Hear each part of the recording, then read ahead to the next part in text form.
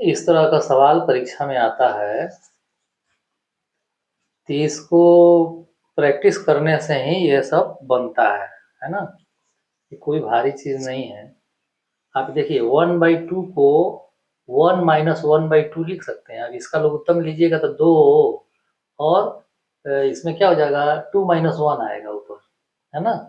तो 2 माइनस 1 में से 1 जाएगा तो 1/2 आ जाएगा। फिर यहाँ इसको 1/3 को 1/3 और 1/3 1/2 1 माइनस 1/3 लिख सकते हैं।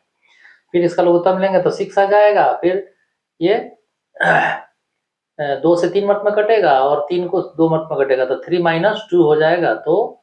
तो फिर 1/6 आ जाएगा। फिर इसी प्रकार ये 3/4 3 इंटू 4 हो जाएगा, ये 4 इंटू 5 हो जाएगा, ये 5 इंटू 6 हो जाएगा। मतलब सब इस फॉर्म में आ जाएगा, आसानी से आ जाएगा। अब इसमें क्यों लाते हैं, क्योंकि देखिए इसमें माइनस में है, ये प्लस में है।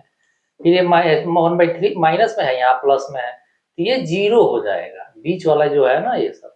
फिर इसी प्रकार ये देखिए 1/n इंटू n प्लस 1, इसका मतलब कि 1/n माइनस 1/n प्लस 1 हम लिख सकते हैं। लिखेंगे तो क्या होगा, यहाँ अंश में n प्लस 1 आएगा, फिर यहाँ माइनस n आ जाएगा, है ना। तो n और n क्या हो जाएगा, कैंसिल हो जाएगा, तो 1/n इंटू n प्लस 1 आ जाएगा।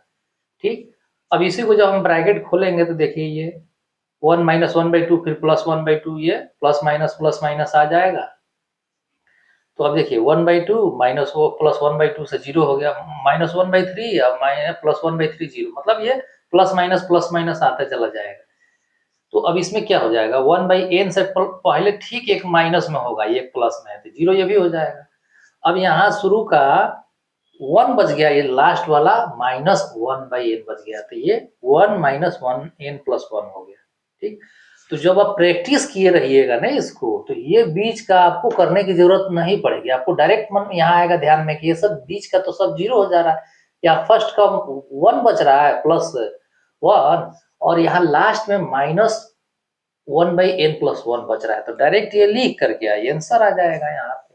बल्कि प्रैक्टिस करने से ये होगा ना कि आप ये करना भी नहीं पड़ेगा, आप डायरेक्ट आंसर लिख दीजिएगा कि n प्लस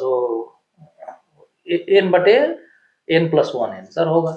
ठीक इसी प्रकार यहाँ प्लस दिया है ना तो माइनस देगा, माइनस दे देगा तो आराम से फिर इसी प्रकार से बन जाएगा वो भी, है ना। मेरे चैनल को सब्सक्राइब लाइक करिए।